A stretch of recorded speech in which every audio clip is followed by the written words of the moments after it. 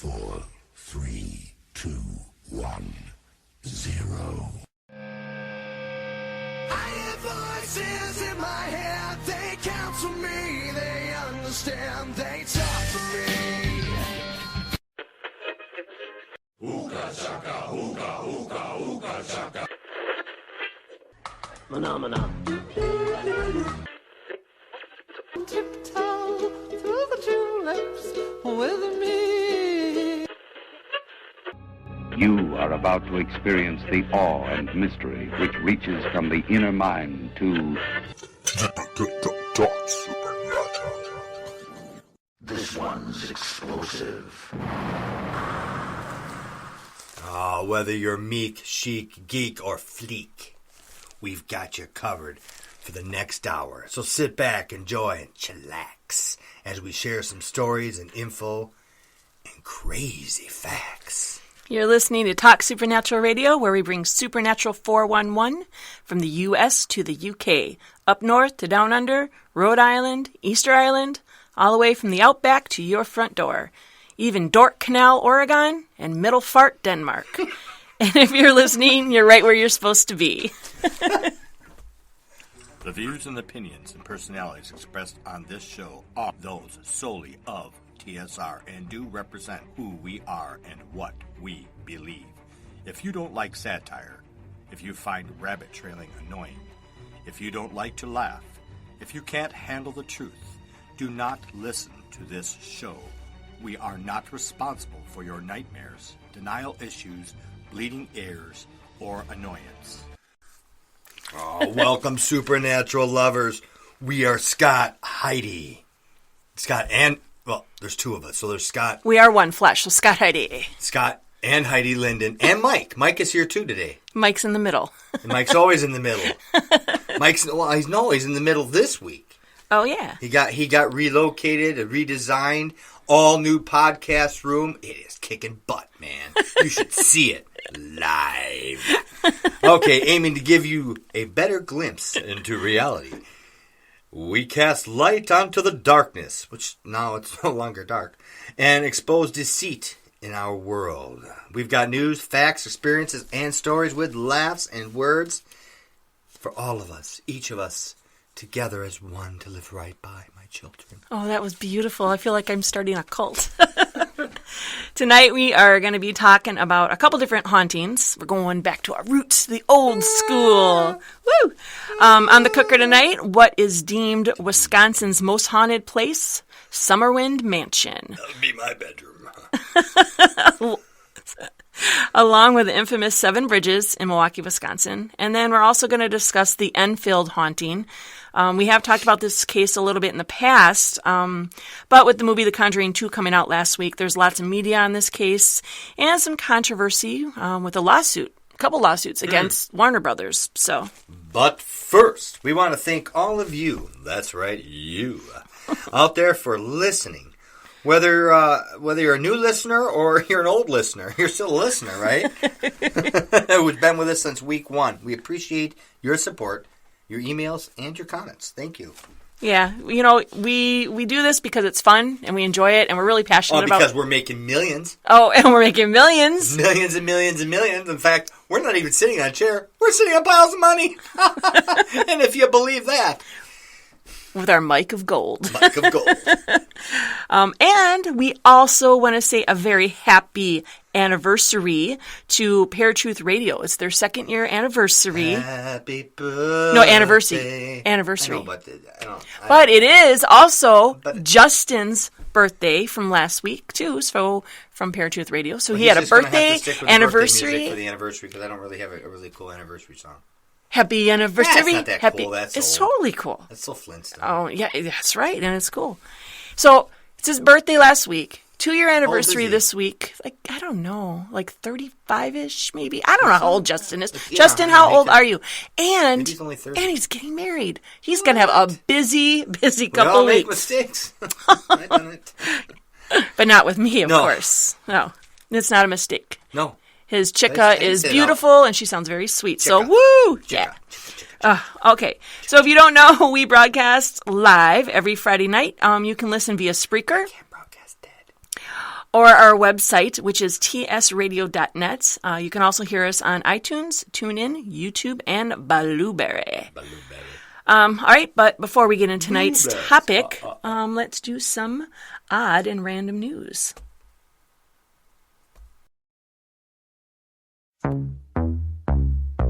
Interesting. Headlines.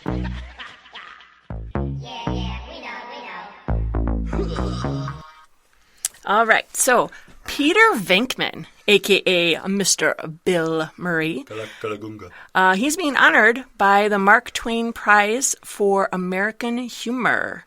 It's an award given to someone who has made a significant contribution to American humor. It's just sort of cool. The event is October 23rd, and the other people that have had this or that got this prize were Steve Martin, Will Ferrell, David Letterman, Robin Williams, Robert De Niro, he's not Mr. Comedy. But he's funny in his own way. He's got by that being dry. Serious.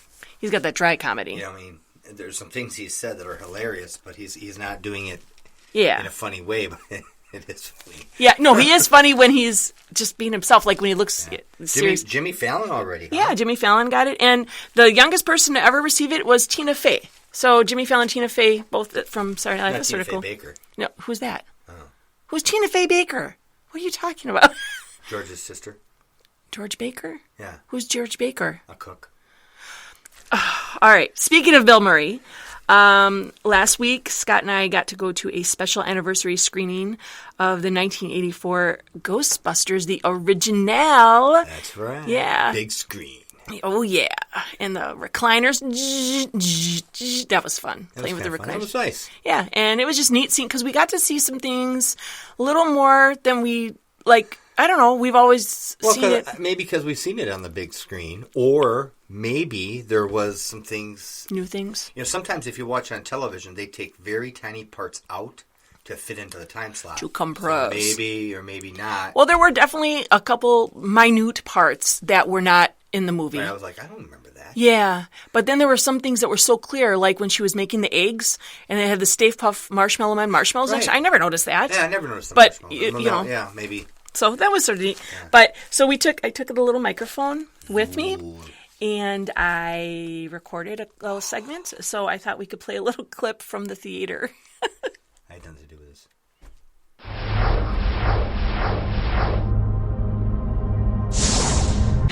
We're not talking loud. Shh, quiet. We're in a theater. You have to be quiet. To be quiet in the theater. We're at the special screening of Ghostbusters. Right. No, not special screening. Special anniversary screening. That's right. We paid about 6 times, maybe more, the amount that I paid in '84 to see a used movie. No, not used. Old. Old. It's not used. We're not watching a DVD. Oh. Very excited. What are you looking forward to in this theater? This movie? Something I've never seen before. Like?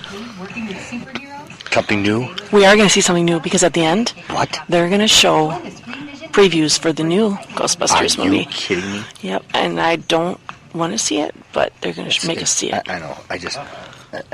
We're a little excited.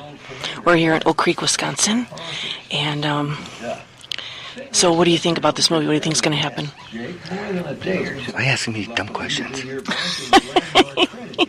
Because we have to talk about the movie. I've already seen the movie. Well, yeah, but we're here. This is This an was your experience. idea to bring this dumb recorder on me. This is an experience. I will not participate in your foolishness. If the answer is yes, then don't wait another minute. Pick up your phone and call the professionals. Ghostbusters. Our courteous and efficient staff is on call 24 This hours is where it all for all began. supernatural elimination needs. The iconic. Ready to believe you. They're ready to believe you, Scott. Of course they are.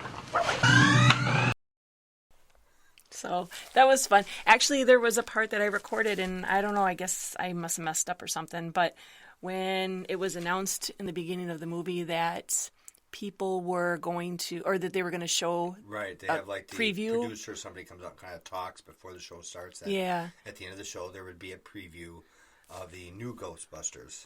And everybody in the theater started booing. It was great. And we're like, yeah. And that would have been so great. And I thought I had it recorded. But I'm sure it'll still be a good movie.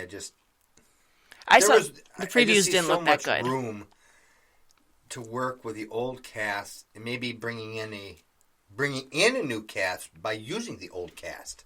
Well, the old cast is going to be in there, but they're not going to play themselves. Right. That's stupid. I mean, turning the whole thing over, and we're too old, and we're tired of this, and whatever. We want you to take over. There's a new rising. I could think of all sorts of things, but evidently through the last couple of years, there had been discussion and talk about trying to get it all together, and nobody could really agree. And then, of course, the one guy is no longer alive. Harold Ramis, yeah. So we're not going to go see it. So the previews didn't even look that good. So I don't know. Okay. So anyways, some more news. There's a shopping center that hired a paranormal team. Silverburn Shopping Center in Scotland. They've called in a Ghostbusters team after receiving several reports of supernatural menace loitering among the stores. It happens. And Scotland seems to have more of an acceptance than the States do here of paranormal activity. They get it. They got all those castles with all those ghosts beaming off it. They don't wear no underwear. Well, yeah, they wear kilts. That's right. How do you know they don't wear underwear under there? I've looked. You've looked? I've looked at them. And you asked them? I asked them, "Yeah, wear any underwear?" And I said, "No." No. Okay. Well, anyways, they've called in Ghostbusters team. And I guess there's been at least 4 sightings by shoppers. There's been a spirit that's described as a woman dressed in an old-fashioned black outfit. Management's, I guess, taking it very seriously. The mall's only 7 years old, but recently they added a wing. And paranormal investigators say that it's not uncommon for spirits. To make the place fly. Maybe. Paranormal investigators say it's not uncommon for spirits to be there when things are being constructed, reconstructed. What's going on there on the property to begin with? Yeah. You don't know. So, and speaking of shopping, I wasn't speaking of shopping. I was. Yeah, we were shopping center in Scotland. Does the devil go shopping? Because a woman in China says so. That video, the one where the woman touches. Oh, yeah. So there is this video that's going viral on YouTube. And while we're broadcasting, if anybody's listening live, I want to remind everybody that they can go onto our website, tsradio.net,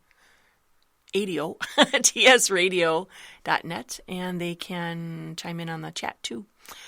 So anyways, this chick in China, she's walking through the store. It looks like she's in like a linens section, and she's walking, and she walks past like something, and it falls off the shelf. Not because she walked past it, but it just falls. So she stops and she looks behind her, and she's like, oh.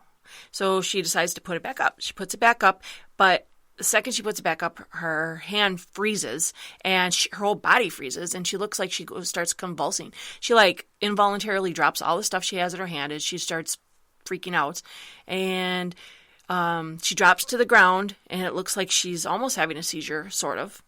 But she's like on her knees. And there is a lady who's shopping sort of near her in the same aisle, and she looks at this chick that's on the ground and goes to help her. And all of a sudden this Chinese lady starts screaming, "Ah!" And the blonde chick who tried to help her sort of got scared and falls back. So like any normal person, what does she do? Whips out her phone. Yeah. Starts videotaping. That's what you do. That's what you do. And in the meantime, there's a couple other people that are walking by or whatever, and they see her, and one guy tries to help, and she screams at him too, and he does some kind of weird little ritual thing with his hands. I don't know what that was about, what he was doing, and all of a sudden he calls the 2 other people to help, and they try to help. And then as she supposedly gets touched by this guy and him helping her, she slowly chills out, and she's like panting a little bit, sort of like Sigourney Weaver in Ghostbusters, where she's possessed by Zool, and then Bill Murray shoots her up with that stuff to make her pass out, and she's panting. Well, that's what this chick was doing. Like maybe it was Sigourney Weaver.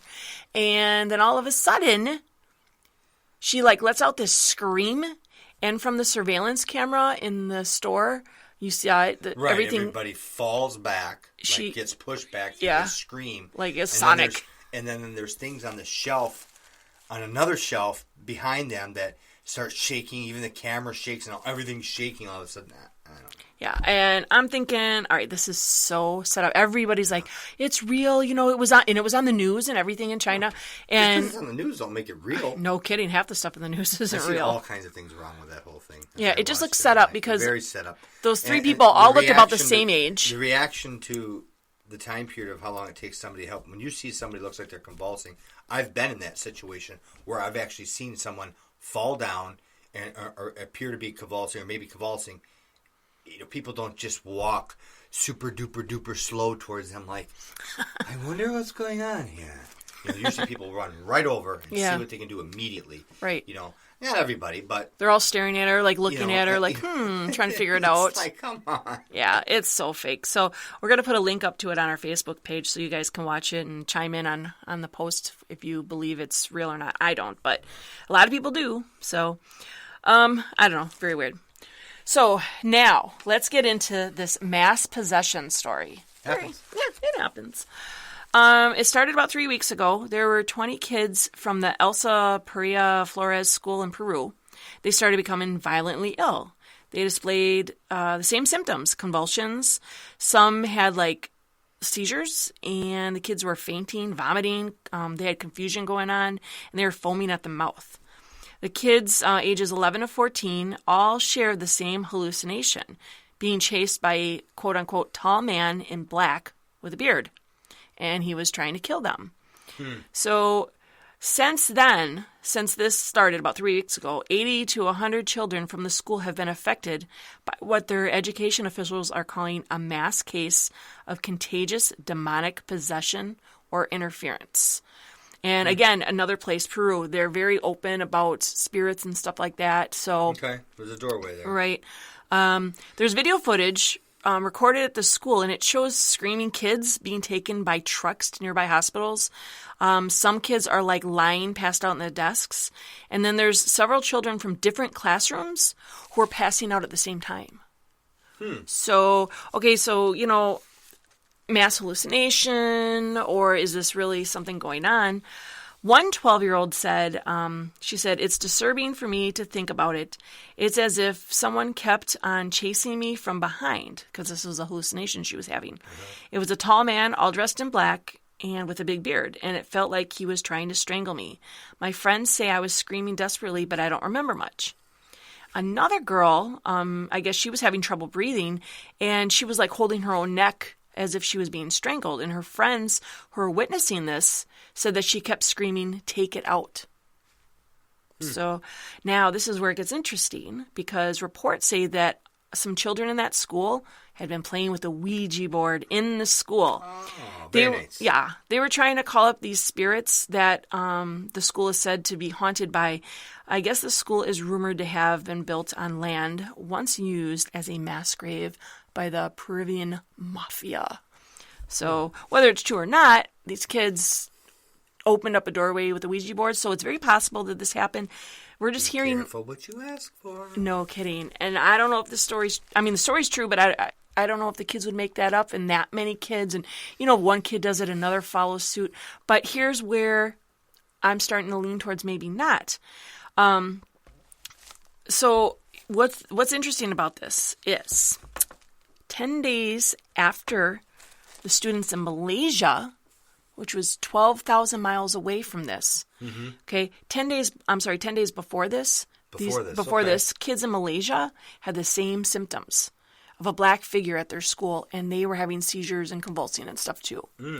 So, and again, it's 10,000 miles or 12,000 miles away. So it's not like it's next door in the local news. I mean, so what do you think? Possible? Well, things are possible. So, and I don't really know. I think we did a story on that Malaysia school a few episodes back, and I can't really recall why they thought, that there was a spirit there, but they felt it was already haunted. So, but whereas these kids in Peru were using a Ouija board. So, what we think about Ouija boards. So, well, people around the world underestimate these tools.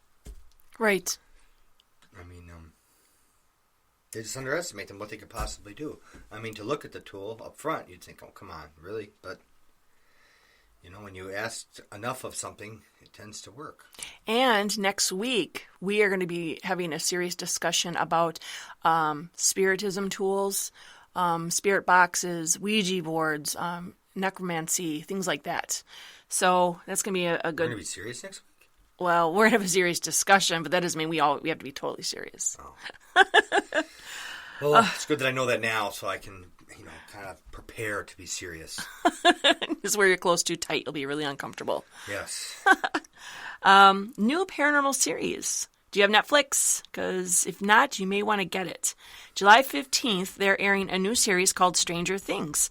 The plot is about a young boy who goes missing under bizarre circumstances and the quest to find him. The show will explore the twisted world of dark forces. It'll also touch on highly confidential government activities and, more importantly, supernatural interventions. Sort of like E.T. meets the X-Files kind of thing. Elliot's gone home. Believe. It looks pretty good. So I think I'm going to try it. E.T. found home. All right, so... E.T. found home. E.T. found home. You're so strange. So strange. Takes one to know one. Yeah, I know. We can get into our main topic tonight. Some days I wish we had commercials on this. I'm going to cut out the mic. You've done that to me before. I know. It works. So. Makes me sad. Oh, don't be sad. I'm sad. Okay. What makes old southern mansions haunted? Why do Indian burial grounds always ensue paranormal activity? Why does every closed insane asylum have ghosts? And how come every creepy woods has to have an eerie story? Oh, it's all over. Everywhere you go. Totally. But the insane asylums, since we've actually had personal experience with them. I mean, we only went to the one. Oh, wow. Yeah.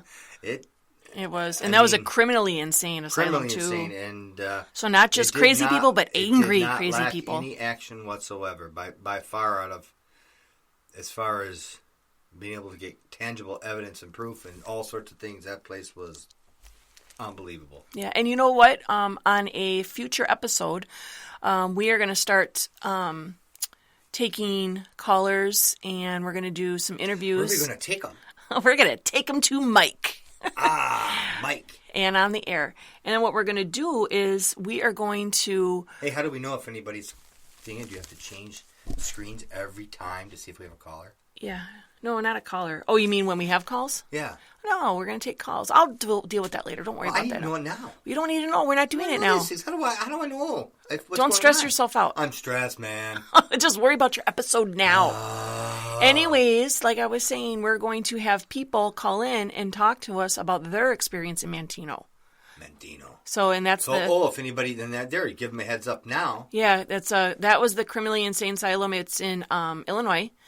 And we're going to have people call in, and there's a couple of people I'm going to contact, see if they want to chime in, call in, and share their experiences, people too. That went with us, or people that have been there? Have been there, yeah. And we do know some people. Yeah. So that'll be a good show. And some crazy stuff. You don't have to have hardly any experience. Of course, the buildings are all torn down now, but you have to have no experience to have something happen to you. Well, that's when we used to ghost hunt, and I don't want to do it anymore. Obviously, we don't do that stuff. No, you do yeah, not. I want to do it all the time. In fact, I want to do it now. I might leave. In the middle of the show. Middle of the show. So what do you think everybody's fascination with otherworldly things is? Well, it's not like this world isn't exciting enough. Yeah, we got a lot of stuff going on daily. There's plenty going on. I mean, listen to the news, and I don't even know if you can keep up with the reality of the reality. Yeah, reality of the reality, exactly. But it seems people either spend their time seeking out the paranormal or fearing it or trying to disprove it. But in any way, it's still getting our attention. And I'm wondering if maybe that's why the activity has increased over the last century. Maybe even more so in the last couple decades. So are we stirring things up, or is it stirring us up? Or is it being waking? Is it part of end times? Yeah. Is it part of things just coming to a head? Where everybody, the forces of evil, the forces of good are continuing to mount up, and everybody will show their teeth on however they need to show their teeth. Although the church has and the true church has, in some cases, seemed to have declined. It's actually become stronger, maybe not as big, but very strong. Mm-hmm. And we see it's just the opposite in the dark world, is they also are becoming stronger. Yeah, good point. So the armies are mounting up, and strength is coming, and so they want to be recognized. The dark side wants to be recognized, and they're going to make their moves too. And that's all prophetic, anyways. It's all said that in the last days, these things will magnify themselves. Yeah, it's a spiritual war, Yeah, spiritual warfare. I mean, and yeah, the dark enemies are going to rile up their forces, and then there's plenty of other people who are trying to fight it by doing good.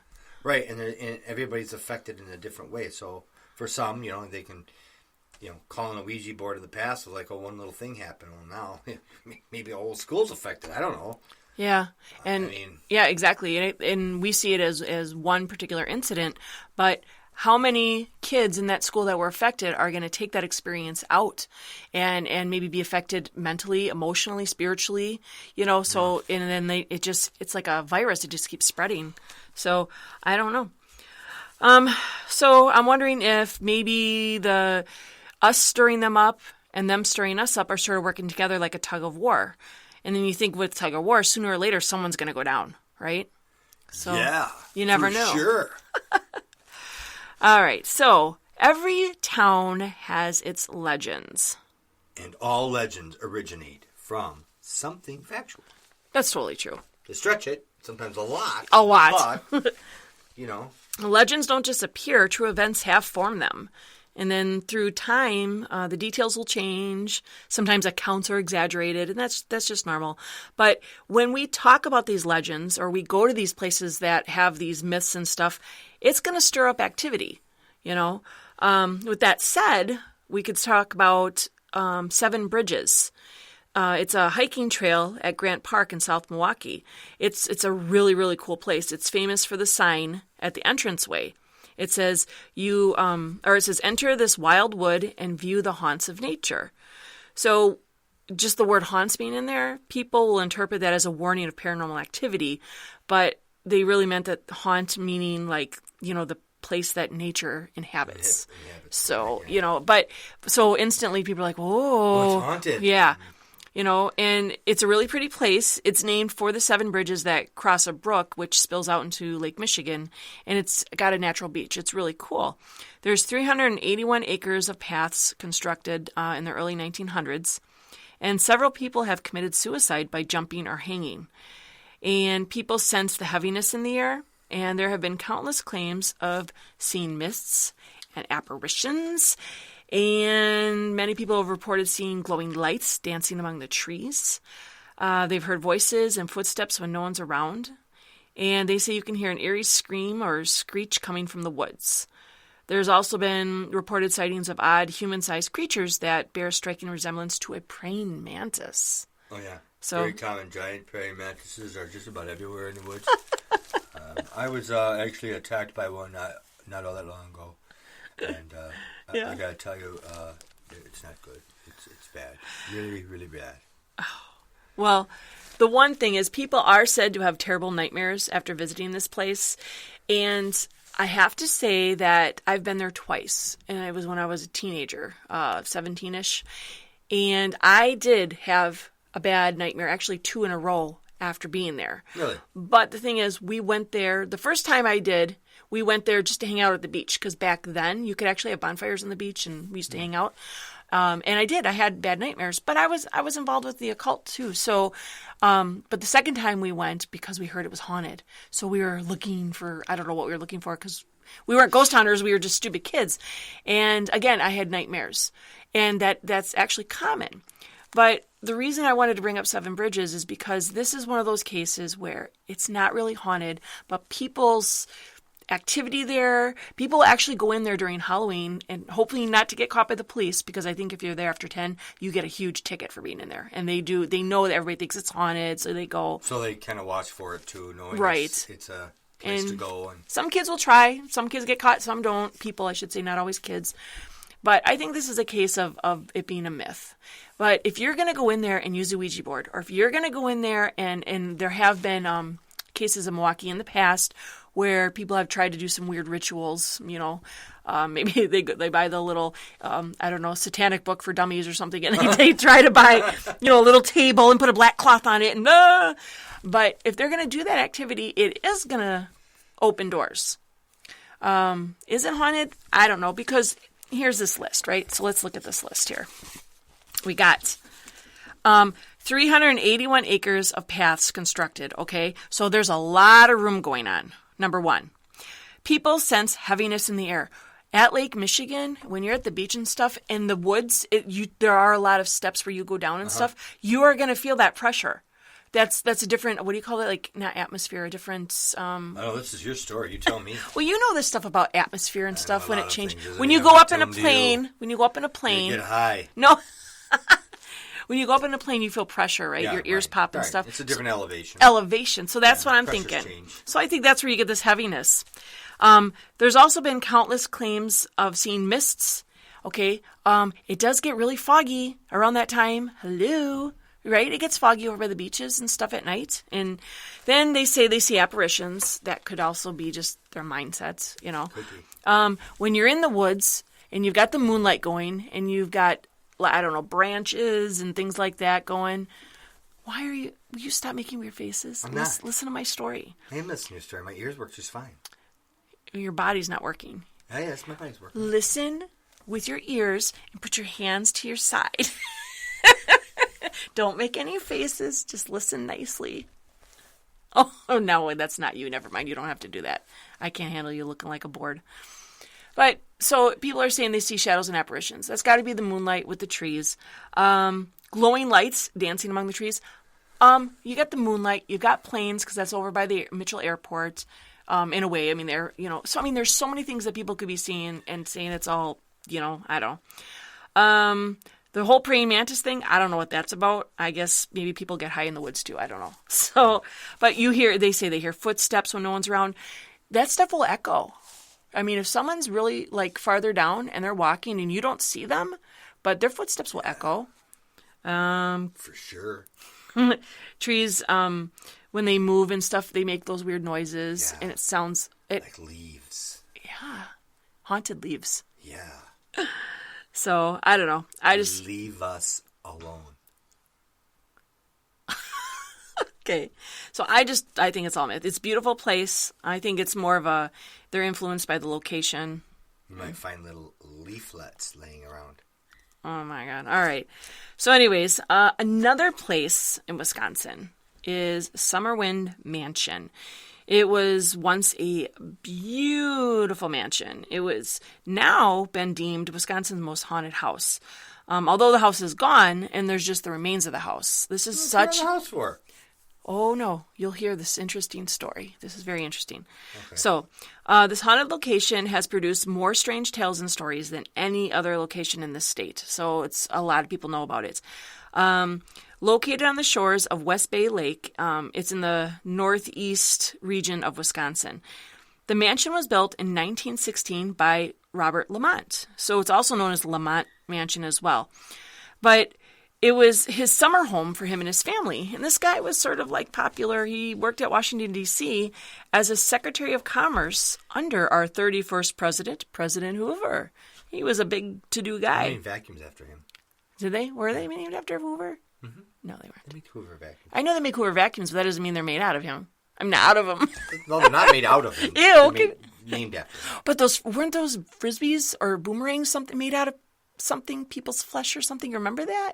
We did a story on that. I don't own things like that, Heidi. No, we don't own them, wrong. but we tell stories. We read in the news that the program. frisbee guy Why made rabbit- frisbees out of why you people or rabbit something. trailing? Just stick to the program. Okay. I don't know what Well, to because do. you said Hoover. And I'm just stating some very simple facts. okay.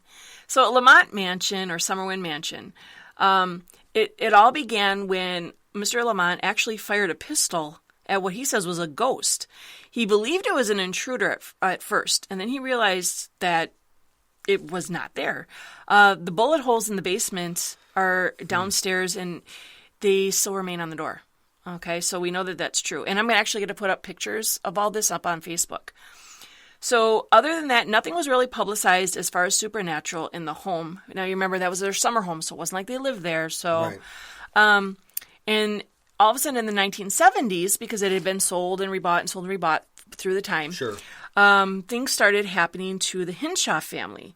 So Arnold Hinshaw and his wife Ginger, and they had 6 children, they moved into the home. It was the early part of the 70s. And from that day that they moved in, they knew bizarre things were going on in the house. They immediately started to report vague shapes and shadows flickering down the hallway. They said they heard muffled voices in dark and empty rooms. And then when they would walk inside, the sounds would stop. And that's common. We hear that. Right. The ghost of a woman was often seen floating back and forth just past some French doors that were off the dining room. And some people said, because a lot of people, not just the family, had thought they saw this apparition of this chick, and she had long dark hair. Okay, so that's important to remember for something else. So with the windows and doors, they would be closed, and somehow they'd be open by themselves, or it would be opposite. They'd be open and they would shut. Okay. Yeah.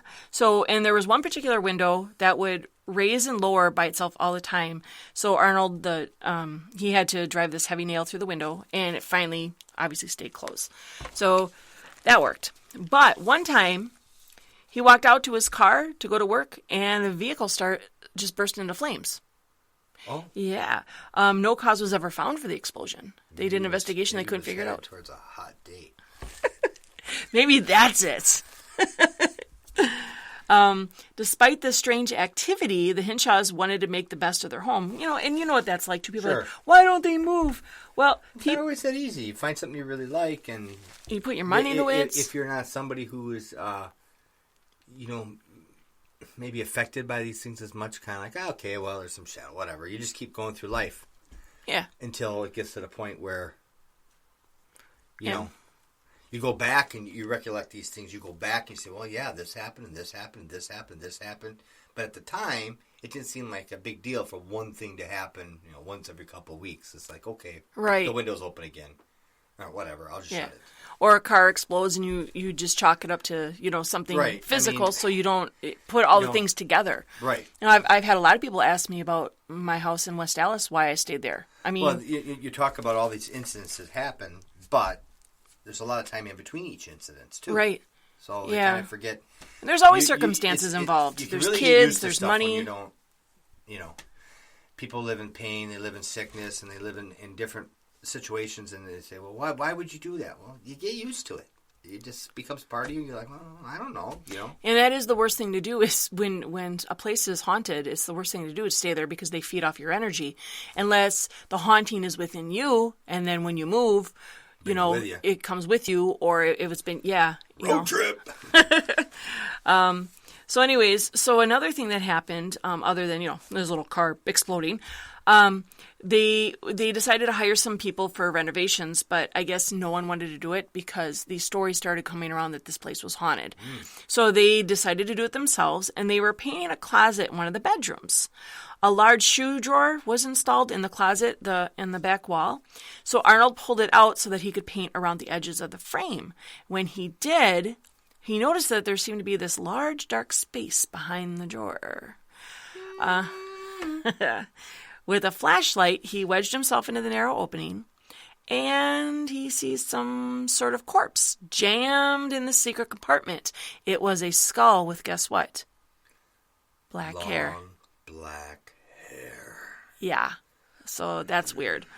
And they also found a brown arm and a portion of a leg. A brown arm. So it was like the wood, the bone had been stained brown or something and a portion of a leg. Huh. Ew. And they left it. They didn't know what to do. And I'm thinking, most people would have called the police, but I guess they just closed it back up, wanted to forget about it. Okay, we'll leave it in there. I know. Shortly after the discovery of this body, things started to take a turn for the worst. Remember that movie, The Shining? Mm-hmm. Jack Nicholson's character? The longer he went, the creepier he got, right? That's right. It's Johnny. This is what happened to Arnold. Same thing. He started staying up very late at night, and he had an organ that he played. He started playing the organ every night. And his wife and kids told people that he ended up being in this frenzied mixture of melodies. Like, he wasn't even playing songs. It was like really Like a mixture of stuff. weird, creepy stuff. And the music made no sense. And he would grow, like, pound on it louder and louder. They'd get so scared, they would, like, hide in the upstairs bedroom and just, He like, was starting to weird out. yeah, they were like, So his wife Ginger pleaded with him to stop, but he claimed the demons in his head demanded he played. Whoa.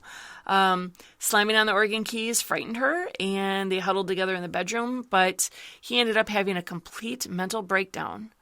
And at the same time, Ginger attempted suicide, because it was just, she couldn't, I mean, things were, but they lived there only a total of 6 months. So we had a lot of stuff happening in a very short time here. 6 months. 6 months. Yeah. So that's a lot to happen because we're talking about extreme things. Yeah. Finding bodies, windows opening and closing, cars exploding.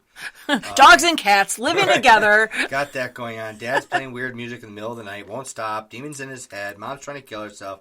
So can we go move someplace else? I don't think this place is working out. We can even rent. It's fine. So Arnold ended up leaving to a facility for treatment. And Ginger and the children moved with her parents, but eventually Ginger and Arnold got divorced. Ginger ended up getting remarried and recovered her health, and she was doing fine. But guess what? Her dad decided he was going to buy that property and turn it into like a restaurant inn, like a perfect. bed That's and where I want to go eat. It would work now because people go to haunted places. I found a piece of hair in my meat. Ew. Was it long and black? Yes. Never mind. Gross. Part of the property. Comes with every meal. Oh gosh, that'd be horrible. Well, if it was a paranormal investigator, I'd they'd be have happy. a hairy burger, please. Oh, that's sick. I can help you. They'd be choking. So yeah, they Leg or thigh? arm.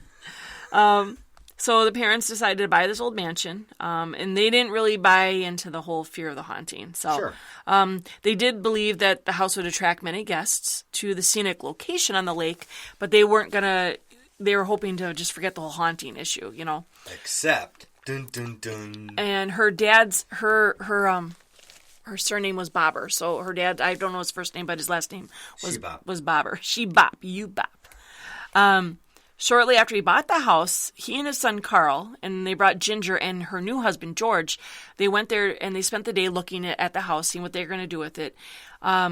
They wandered through, and George, Ginger's husband, spotted the closet where that secret compartment was hidden. And he began pulling out the drawers to see what was behind them. And she's like freaking out. She's like, oh, she never told them about the body. No. So now they're looking. She's like, no, don't go in there. Don't go in there. That's not a good spot. Yeah. And she ends up, before they look in there, she's like, okay, so she tells them, okay. So now they're like, oh, so now they're really digging in there. Really going to do yeah. it right. Sure, that's what. So they decide to check in there, and guess what? Gone. Huh. So they're wondering, was it a vision that they saw, or did her crazy husband do something with it at one point when he was crazy, or what? You know, we don't know. Right. So according to Bobber, he said that he started communicating with this ghost that was at the house. The dad. But you know how they were seeing a woman? Uh-huh. Well, he was communicating supposedly with a man. And he said the ghost told him that his name was Jonathan Carver and that he was an 18th century British explorer. And he was haunting the house because he was searching for an old deed that had been given to him by the Sioux Indians. That's just a lot of detail, you know. Yeah. But Bobber claimed that Carver had asked him to help find it. So Bobber started going through the house, chipping away at the foundation and everything. So it's not like he was, you know, later I'm going to mention that he wrote a book. So I'm like, okay, did he make all this up for the book? But would he have gone as far as start chipping away at the foundation of the place that he bought to, you know, like everybody there is going crazy. You had the ex-son-in-law, you know, playing organs in the middle of the night. Right. So, I mean, who knows what this guy's. Who knows? So in 1979, Bobber wrote a book about these experiences at Summerwind.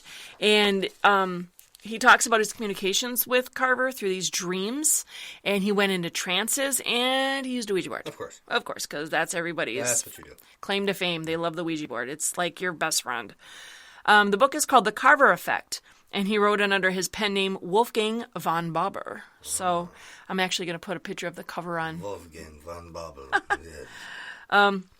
So Carl went to the house to get a repair estimate for some work to be done. And it started to rain, and he began closing some of the windows. And he was upstairs in a dark hallway, and he said he heard a voice call his name, but he said no one was there. So he walked to the front room, and he heard what sounded like 2 pistol shots. So he thought someone was there. So he ran into the kitchen, and he found the room filled with smoke, and he said like the smell of gunpowder. Okay. So he really thought someone was there, but no one was in there. No, there was no gun, nothing. So he searched the entire place. He found the doors that were locked, so no one was in there. And then he went back to the kitchen, and he began looking around the room, and he discovered the 2 bullet holes in the door leading down to the basement. And he examined them closely and realized that they were not new holes at all, but they're the old holes from way back when. Yeah. So that's sort of interesting. And that was when Robert Lamont shot and thought he saw a ghost in the kitchen. Remember? Wow, way back when. Yeah. So that's a little odd. History repeated itself. That's, some people think that. Some people think that. I think it does. I think to some extent history does repeat itself. How to so? To some extent. Yeah, like how? Like that. Well, I think it's a manipulation from the demonic. I don't. You don't? No. You think it's time warp? Yep, time warp. Doctor Who kind of stuff? Yep. So no matter what the explanation is, it was enough for Carl to leave the house that afternoon anyway. So the whole thing is just odd. Like you said, Bobber would chip away at stuff. Yeah. Okay. And here's another thing that was really weird, and he wasn't the only one. When they were trying to renovate and do things, he said that he'd measure the rooms one day and have the measurements, and then he'd go back and they were way off. And so he'd have other people check it and do it, and same thing was happening. So one day it would be bigger, and then another time it would be smaller. Wow. But photographs that were taken in the house using the same camera, okay, they would take seconds apart, and it would display variations of the same room. Yeah. The living room was said to show great enlargement in a picture, like it looked bigger. And then Bobber would compare his photos of the living room with those that Ginger had taken when she and Arnold, her first husband, moved in. Yeah, I mean, if there's a distinct difference, you're going to notice it. Like, you tell where a picture was taken and stuff. And yeah. It's not like today's technology. We are going back into the 70s here and stuff, so we're, even earlier. Pretty simple. Cameras didn't have what they can do now. Exactly. So, yeah. And then Ginger's photos one time showed curtains on the windows that she took with her when she moved out. So they took a picture. And then years later, he takes a picture. The curtains are there, but they're not there. Right. Oh, yeah. That's creepy. Yeah. That's creepy stuff. That's a place I want to go to on the weekend. Some people do. So I don't know. Eventually, the whole project was abandoned. It was just too much for them because they couldn't do anything with it. Now, Bobber's explanation for all this was that Carver resented anyone living in the house. He didn't want anybody to renovate the place until at least the deed was found. But Bobber spent many of those days looking for the deed, never found it, and there was no proof that there was a deed, that there was a Carver. No one knows. It's hard to say you go back that far. So right, and some people believe that Bobber made all this up for a book. Who knows? But the house was completely abandoned in the 80s. So in 1986, though, the house was purchased by 3 investors. Thinking that they could make a go of the place again, they put some money into it to try maybe make it something. And then Summerwind was struck by lightning, and it burned to the ground. That's it. It's done. It's over. Took care of that. I mean, over. So, I don't know. Today, only the foundation and the stone chimneys and perhaps the spirits remain. Perhaps. So, you notice how low, and there's really no answer what caused all this activity. I mean, we don't know the history of these people, if they practiced divination or they called spirits in a different time. I don't know. I don't understand. Well, we've had enough experience of our own with, like we were talking about with Mantino and stuff in the past. They're just things that hang around. Right. Spirits, demons, whatever you want to call them, they hang around. And they can be quite destructive. Yeah. And they can be very real. Do you have all the answers as to what they are? No. No. Don't know. we can speculate through experiences and say, well, this tends to happen with this evidence, and this tends to happen with these type of people who do these things, and you can put them into a mold and say, well, this is the norm for this action, right? And you get this reaction. Yeah, it's the best you can do. You don't have all the answers to a realm that you cannot fully see or fully walk into. So there's a lot of speculation and guesswork, but the reality of it is these things do exist. To what extreme, like you said, this house and all these things that have happened and how real they are, I don't know. But it sounds like some of it was. Right, yeah, because there's all different kinds of people that were experiencing it. So, and that seems to be the theme tonight. All different people experiencing all kinds of crazy things.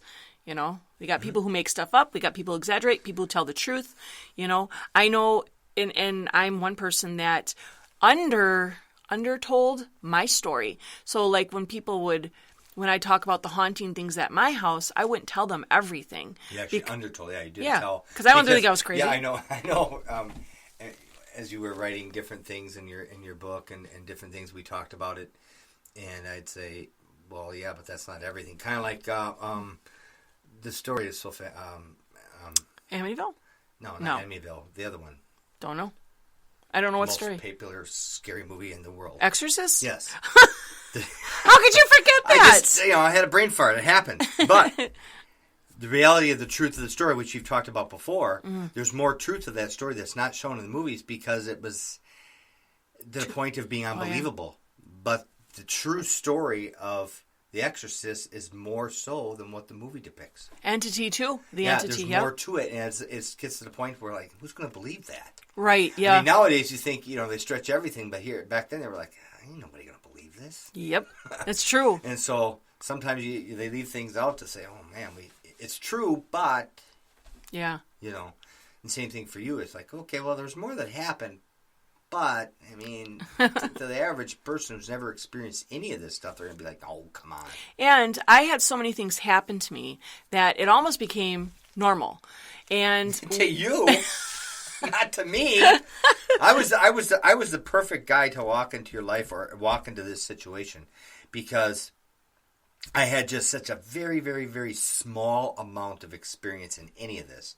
So for the most part, I was a non-believer in any of this stuff, but just enough in me to know that there could be some realism. So I was mostly a doubting Thomas, but maybe just a little bit. Enough to open up to say, I'm willing to listen. I'm willing to examine, but I'm not going to instantly buy into anything. So that puts me in a good spot because to experience something real. The good spot was my couch at 11 o'clock at night. It was nuts. But there you go. I mean, I got to experience things. It's like... Yeah, you can't deny. There was no, denying these things. I'm like, I can pretend to say it didn't happen, but you have to be truthful to yourself. Well, okay, I'm sitting here. I'm completely coherent. I haven't had anything to tell me that I shouldn't know that this is all happening and real. So, yeah, it's real. And it happened a lot, not just one time, too. So, yeah. Right, and it happened, right. There was no...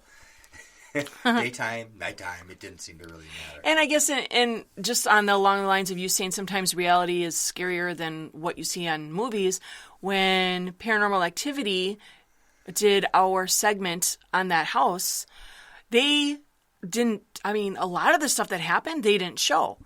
They were trying to, they had to put us in an episode where they were focused on one particular thing, which was possession, which was when that spirit had me get up and write on the mirror or whatever.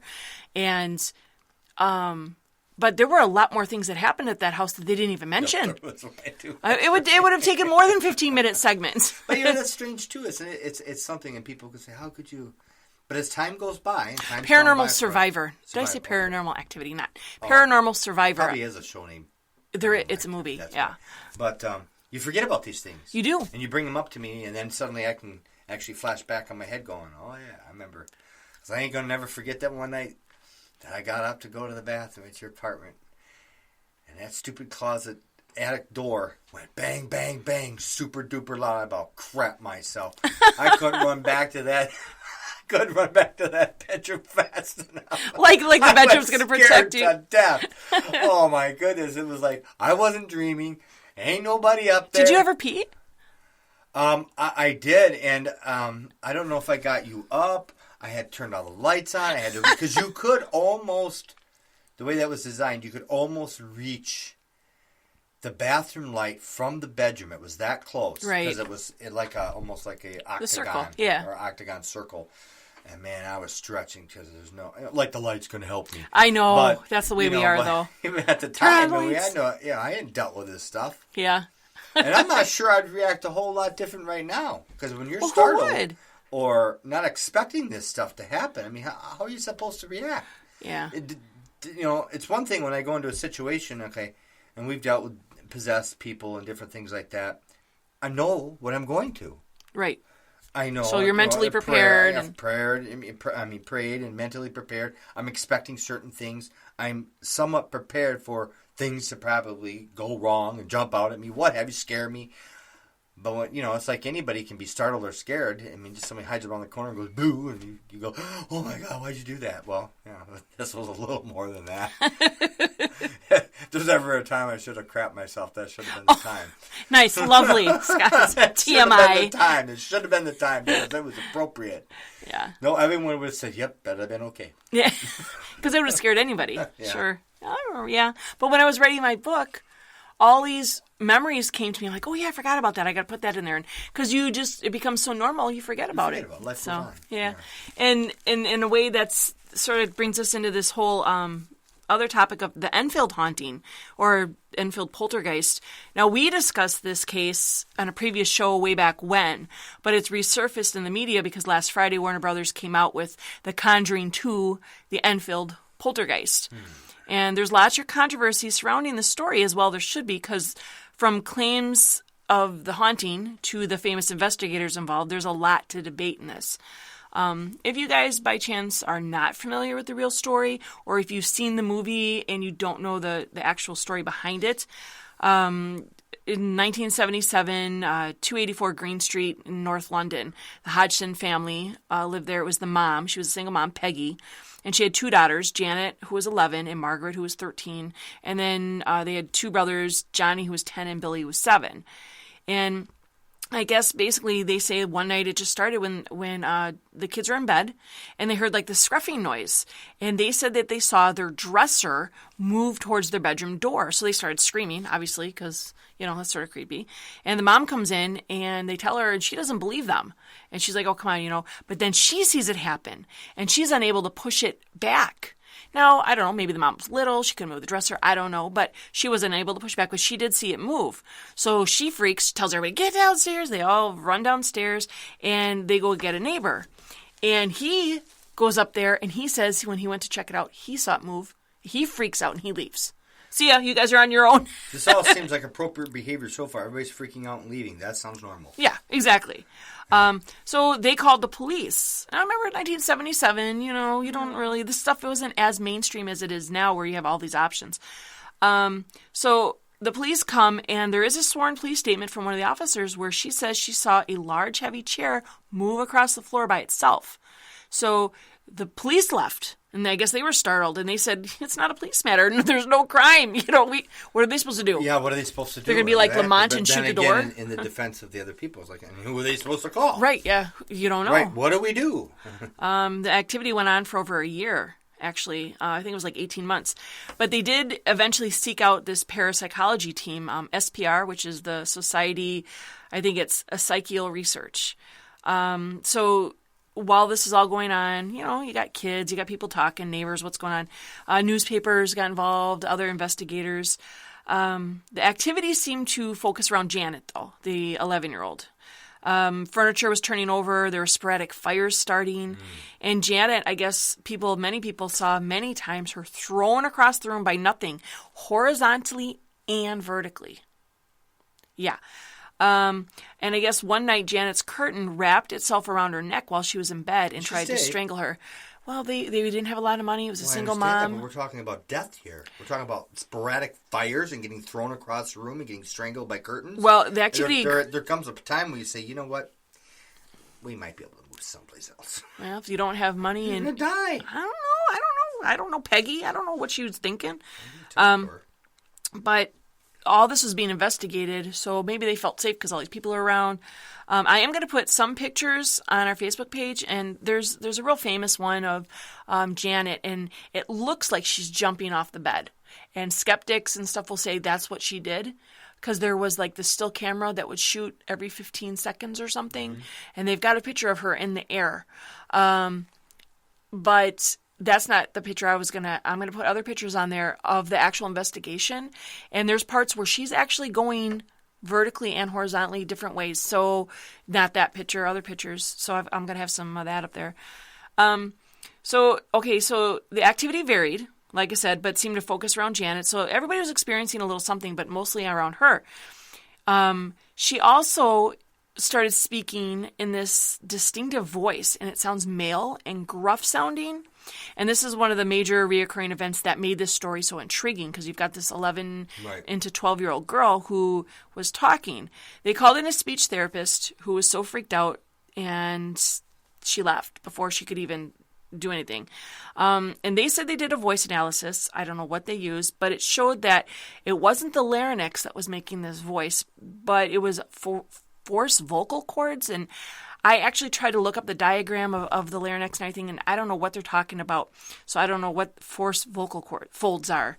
But they're saying that it wasn't her voice at all. And then Janet says that the investigators filled her mouth with water and then even taped it shut at another point, and the voice still spoke. Okay, so the voices claim to be different spirits, but mainly one named Bill and one named Fred. And there was a death certificate that proved a Bill Wilkins died there.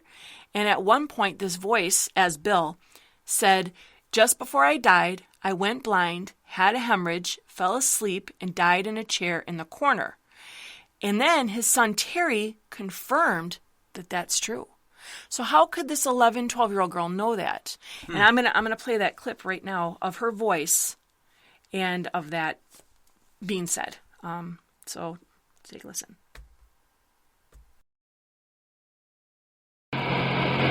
Whether you remember what happened to you when you died? 2 days before I died, I went blind. Then I had an hemorrhage, and I fell asleep, and I died in a chair in the corner downstairs. Why can't Janet feel you? I'm invisible. You're invisible? Why are you invisible? So much you H-O-S-T.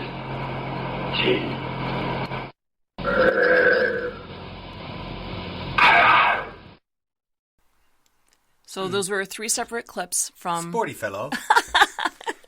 So, that's, what he's saying. I guess, I don't know.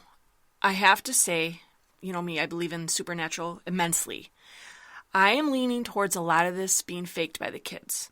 Some of it could have been real, okay? But I'll get into why in a second. But I want to show you, I can do that with my voice. I can do that with my voice. I can sound like that. I can do it too. And she was 11, 12 years old, and her voice is a little bit softer and deeper. But I can sound sick. I can do that, and I can do it backwards. And they... in Chinese? And Russian. Wow. While inverted, underwater. That is so cool. Okay. That's G-H-O. But I'm saying, so I can do it too. That's great, and they said their argument for that was this, that she wasn't faking, because if she was faking, she wouldn't have been able to do it for up to 3 hours at a time. And she did take little breaks in between, but ultimately 3 hours at a time, that it would give her a sore throat. True. So I can do it. I've never done it for 3 hours. So, okay. But what we did discuss on a previous episode was how the girls got caught faking incidents for the benefit of reporters. And this is where it taints the whole investigation. Yeah, I know. A little can wreck a lot. Exactly, yeah. Professors of psychology, Anita Gregory and then John, I think it's Beloff, they were unconvinced because the girls did admit that they faked a couple things because they felt under so much pressure to produce something. I get that too. Yeah. Okay. You hear about that happening a lot on these ghost hunter shows, these paranormal shows, where these people are true paranormal investigators, but then there is a lot of pressure. Well, we know, Right. that. Well, I mean, unless you're there and some of these things, a little something on television can seem like, well, what's the big deal with that? Well, you're not there. Right. Yeah. If something happens that's not supposed to happen, Yeah. it may not look like much on TV or much to the ear when you're listening to it on television or a radio show or whatever, but when you're there in real life and you're hearing some little voice, and it may not sound like much, but when you know it's like, okay, that voice is not none of ours, it freaks you out. Yeah. On television, it's like, what? I didn't even hardly hear that. What's the big deal?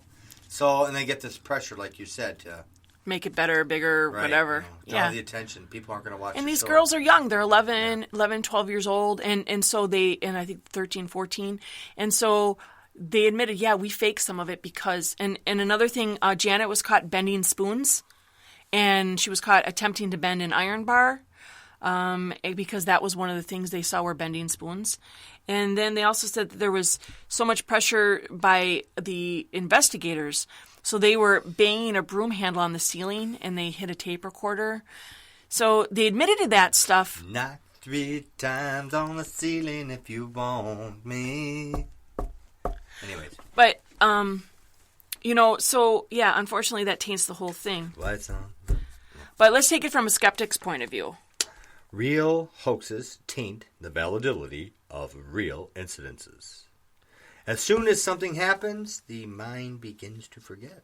That's true. People are prone to exaggeration. It's natural.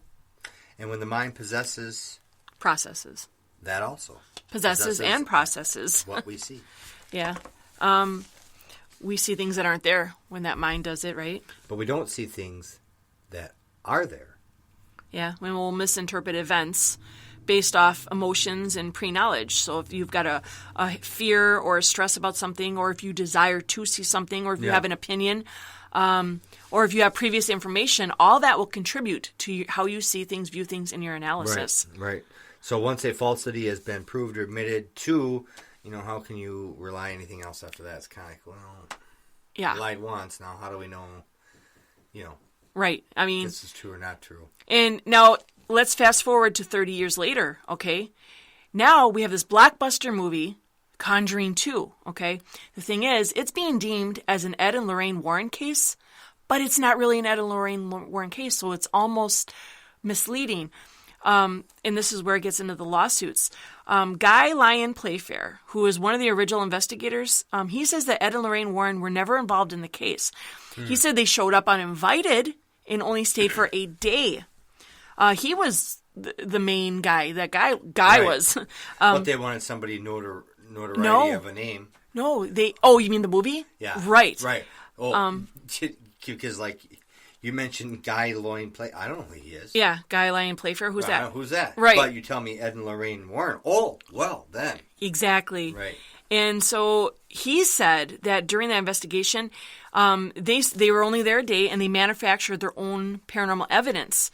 And he claims that Ed Warren told him that he could make a lot of money for him off this.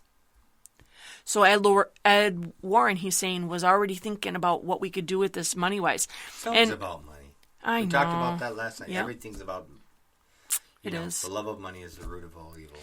Well, to substantiate these claims, there is no real record of Ed and Lorraine Warren's involvement, except for like a brief time. And the people that were there at Enfield don't even recall them being there. So they were, but obviously not significantly. And in addition to this, The Conjuring, the first movie, keeps conjuring up new lawsuits. Tony De Rosa Grund, he's a producer for Evergreen Media Group, okay? Now, he's been fighting Warner Brothers over The Conjuring first movie for more than a year, even before this film, because Evergreen acquired the rights to this case, but other cases too, of all cases of Ed Lorraine Warren, before the film even came out. Tony De Rosa, whatever, he licensed the right to Ed and Lorraine... Life rights. Life rights to the Warrens for all their case files. So I'm thinking, oh my God, you're selling the rights to your life, to your case files. I don't know if I'd ever do that. Well, I mean, Ed's gone. Lorraine's very old. Well, this was before Ed was gone, though. Oh. Well, maybe not. No, because Ed's been gone for a while. But he states that the Warrens' paranormal investigation career resulted in approximately 8,000 cases, and they're looking at 25 films. That's a lot. So, in order to circumvent their licensing agreement, Warner Brothers realized, okay, well, we need to do these movies, but we can't because this guy already bought the rights to these cases. So what does he do, or Warner Brothers do? They go and they buy the rights to the book, The Demonologist, which we've read. Mm-hmm. And the book is written about the Warrens, and it briefly mentions some of their case files, Annabelle and the Enfield Poltergeist investigation. So now they have the legal rights to those things too. So now we've got two people with legal rights. So what are we going to do? Now they're battling trademark rights, a Conjuring TV show, compensation now owed from the movies that have been going on, rights to Annabelle, Conjuring 2, and any future. I mean, it's just a mess. Oh boy. Yeah.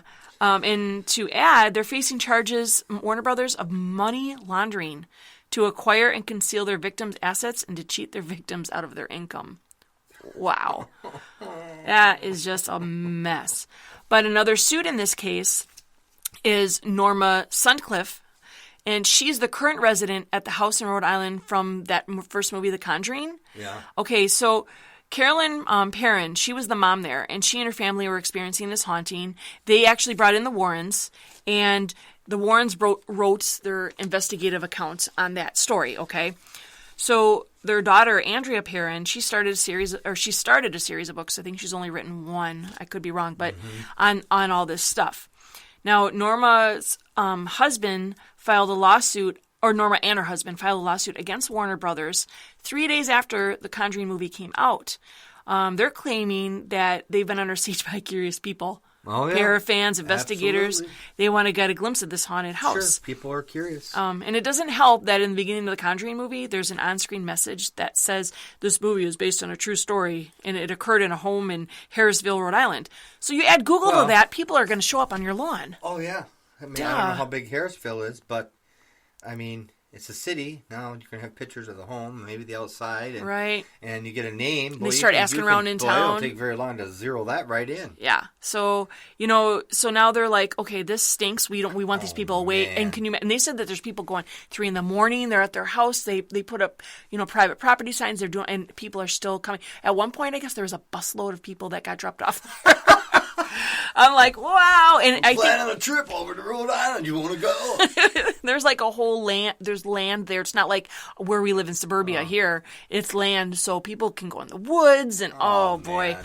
So here's where it gets interesting: is that Norma was actually on the TV show Ghost Hunters 8 years ago. It was season 2, episode 7, and like Jason and Grant and John Zaffis went there, and Norma was telling them how the door was rattling, because she's the new chick that lives there, right? Yeah. There's banging, there's open doors.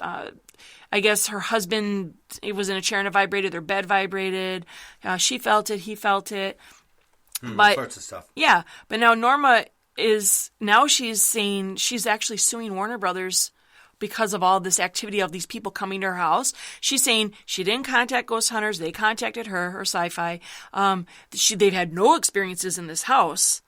And I've seen the clip of her on Ghost Hunters telling them that she's experiencing stuff. But now she's retracting it because they're older people. I think they're in their 60s, and I think he's like 70-something. They want to be left alone. Right. But now, and they're also saying that Andrea Perrin, the daughter who's writing this book, that she's also making up these claims. So now they're going, and Andrea Perrin does state that the film of the movie is not based on her trilogy, but based off the case files of Ed and Lorraine Warren.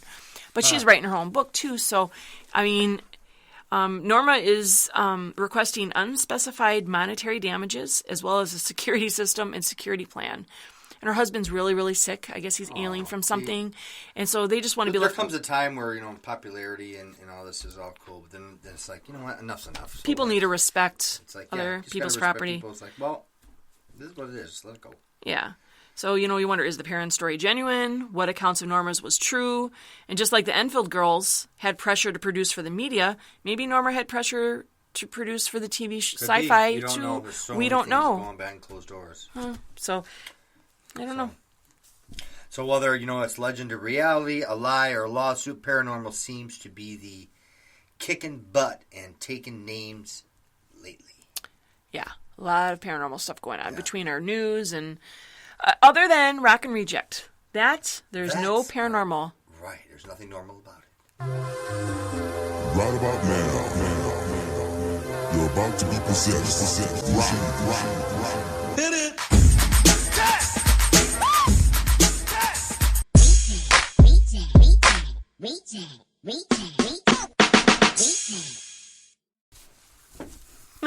Okay, Rock and Reject. You do the rock. What rocks? Do the rock. That's because I rock. Okay. First of all, may the scent be with you.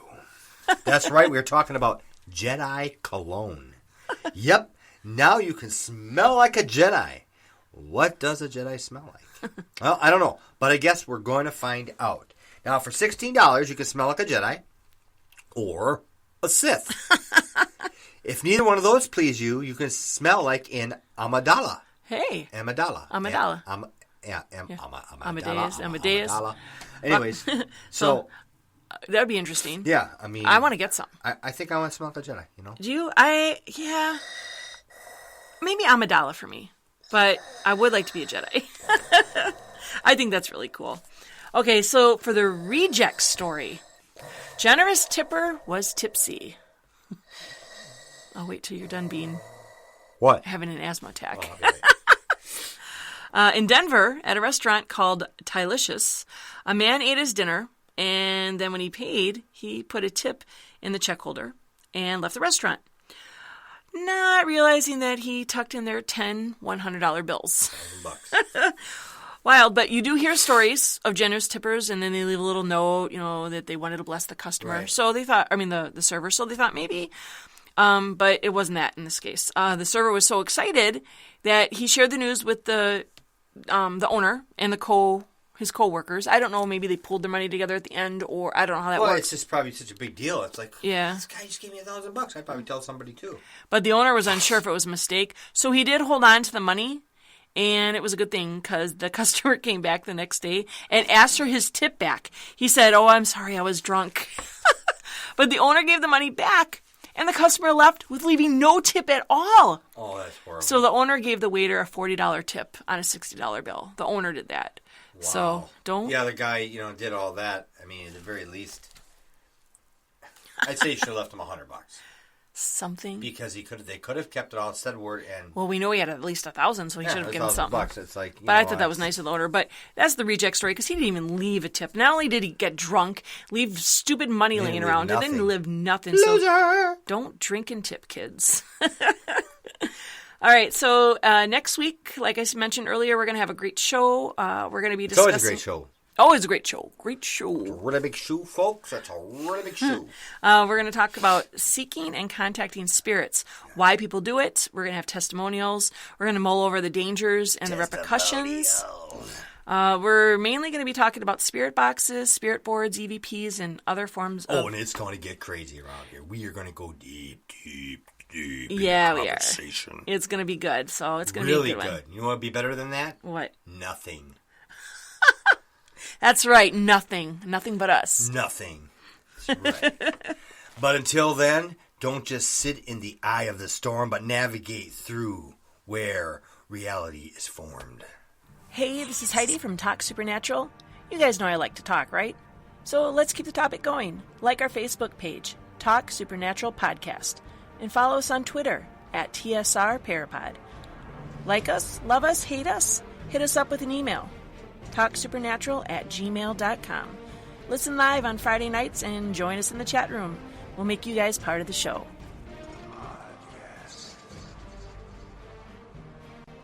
Check out more from Talk Supernatural Radio. Head over to tsradio.net. You can listen to TSR on iTunes, Spreaker, TuneIn, and YouTube. If you have any questions or would like to know more on spiritual afflictions, hauntings, demonic influence, check out Scott and Heidi's SWAT resource site at EPH612SWAT.com.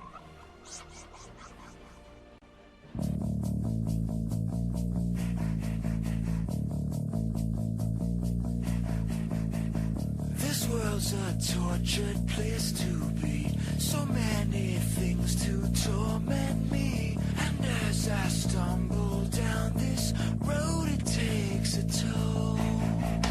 I need an intervention, but I can see it coming. Some things just can't be explained.